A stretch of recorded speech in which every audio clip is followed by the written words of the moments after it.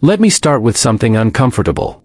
If I told you there exists a handbag that routinely sells for $10,000 at retail, sometimes $100,000 at auction, and in extreme cases rivals the price of a house down payment, your first reaction would probably be, "That's insane." And honestly, that reaction is correct. But here's the thing, insanity doesn't survive for almost 2 centuries unless something real is holding it up. Hermès is not just expensive. Plenty of brands are expensive. Hermès is structurally expensive. Its prices don't drift down with time. They don't soften during recessions. They don't get punished the way trend-driven luxury brands do when tastes change. And that raises a more interesting question than, why is it so expensive? The real question is, why does this particular kind of expensive keep working? Because if you strip away the mystique, the orange boxes, the celebrity sightings, and the social media flexing, what Hermès really sells is something much older, and much harder to manufacture. Most luxury brands desperately want you to believe they were born exceptional. Hermès actually was. The company begins in 1837, long before fashion weeks, influencers, or even modern retail existed, as a Parisian harness workshop serving European elites. At the time, horses weren't hobbies. They were infrastructure. If you messed up a saddle or a harness, people died. So from day one, Hermès wasn't trained to optimize for speed, scale, or trend. It was trained to optimize for durability under pressure. And that instinct never left the company. This is an uncomfortable fact for modern capitalism, because it exposes a lie we like to tell ourselves. That price comes from branding alone. No, price comes from how slowly something is built, and how few compromises it allows you to make. Hermès was shaped in a world where waiting was normal, where customers adapted to production, not the other way around. And that mindset is still baked into the brand today. Fast forward to the late 19th and early 20th century. Cars begin replacing horses. Entire industries collapse. Saddle makers vanish. This is where most heritage brands die. Hermès didn't. Instead of scaling up or racing toward mass production, the company made a counterintuitive move. It changed categories but refused to change standards. Leather craftsmanship moved from saddles to bags. Utility moved into personal goods. And crucially, the production model stayed stubbornly artisanal. This matters because almost every modern luxury group, LVMH, Kering, Richemont, eventually does the opposite. They scale first, then justify later.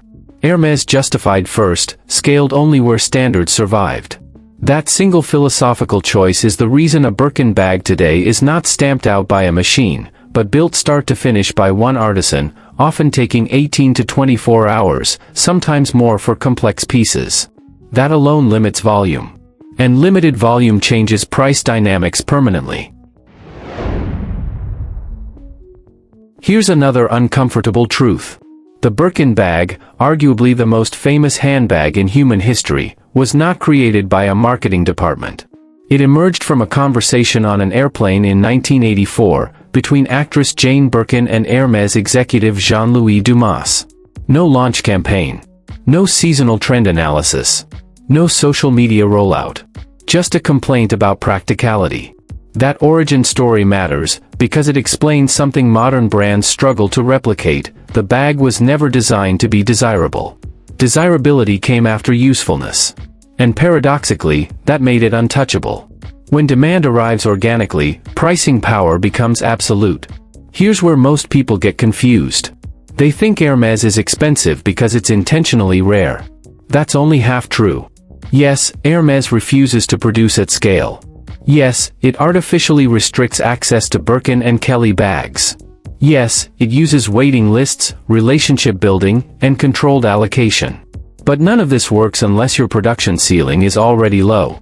A Birkin is constrained not by marketing limits, but by how many highly trained artisans you can maintain without diluting skill.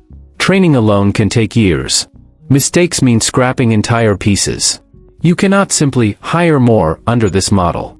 That's why Hermès produces tens of thousands of flagship bags per year globally, not millions, in a luxury market serving hundreds of millions of affluent consumers. Basic Econ 101 kicks in. Demand doesn't just exceed supply. It permanently outruns it. Here's where the conversation becomes uncomfortable for Americans, because our consumer culture is built on the idea that price should correspond to utility. Hermès politely ignores this religion. At auction houses like Sotheby's and Christie's, rare Birkins, especially crocodile or Himalaya versions, have sold for hundreds of thousands of dollars, sometimes rivaling fine art returns over long periods. Is that rational? Only if you stop thinking of the product as a bag. At that point, it's a portable store of reputation. It's wealth that doesn't look like wealth. Status that doesn't scream. And that's more valuable, psychologically, than raw visibility. Between 2020 and 2025, Hermès increased prices by roughly 10 to 15% across key handbag categories, even as inflation eased in some markets. There were no boycotts. No backlash. No demand collapse. Why? Because Hermès doesn't live or die on marginal buyers. It targets clients who are price-insensitive by design. And that reveals something deeper about modern luxury economics. Hermès is not selling aspiration. It is filtering for commitment.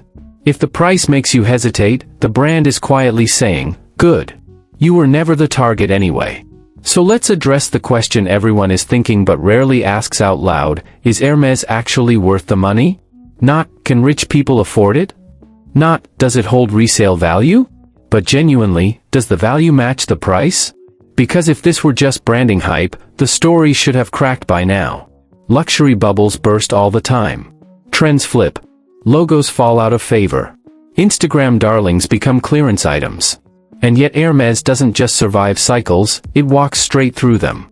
That alone tells us something uncomfortable: either this is the most durable illusion capitalism has ever created, or worth means something very different here. Let's talk numbers, because intuition gets blurry at this level of money. In the secondary market, Hermès behaves differently from almost every other fashion brand. A basic Birkin bought at retail, if you're lucky enough to be offered one, often sells immediately for more than retail the moment it leaves the store.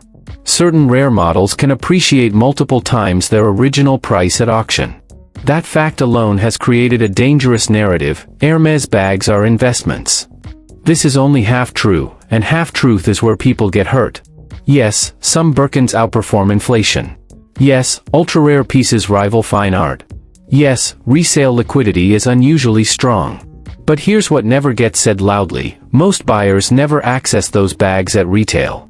They buy through resellers, already marked up. Which means future returns compress dramatically. In other words, Hermès produces investment winners, but does not sell them equally.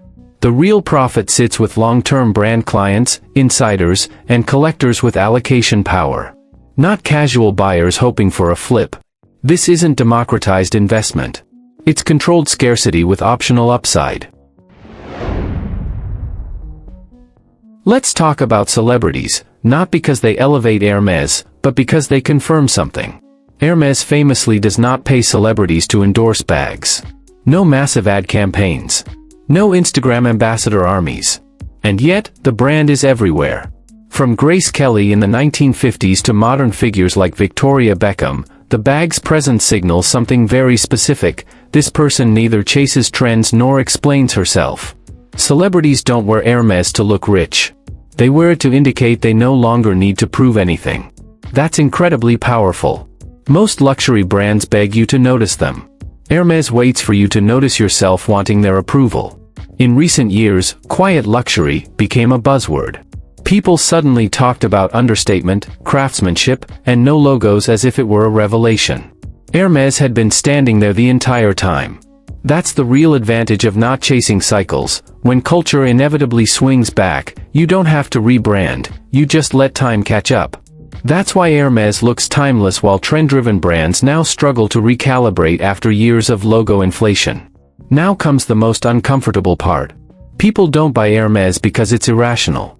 They buy it because it allows them to feel rational about spending an irrational amount of money. Think about the arguments buyers use: it lasts decades, it holds value, it's handmade, it's heritage, it's not flashy. All of these are true. But notice what none of them say. I just wanted it. Hermès gives consumers intellectual cover. It lets desire wear the mask of discipline.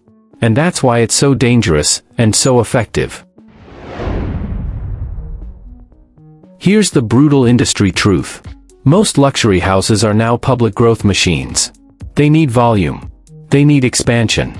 They need quarterly momentum. Hermès doesn't. It's still largely family-controlled, with leadership openly rejecting overexpansion and price dilution. That single governance structure does something miraculous in capitalism.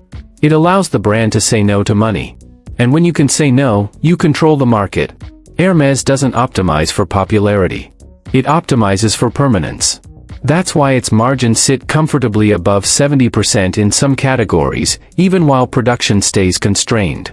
Scarcity isn't a marketing channel, it's a cost structure. Here's the honest answer: Hermès is not worth it in the way a phone or a car is worth it. It doesn't solve a functional problem. It solves an identity problem. If you value longevity over novelty, recognition over visibility, entrance over ownership, then Hermès makes sense. If not, it's absurd. And that's the point. Hermès isn't supposed to convince you. It's supposed to exclude you calmly. Hermès teaches us something uncomfortable about modern capitalism. The most powerful products are not the most efficient. They are the hardest to access psychologically, socially, and structurally. Hermès doesn't sell bags. It sells the experience of waiting, longing, qualifying, and finally being allowed. And people will always pay a premium for permission. So the next time you see a Birkin with a price tag that looks like a typo, don't ask, "Who would ever buy that?" Ask instead, "What kind of system makes this possible, and what does it say about us that it works?" That question is worth far more than the bag.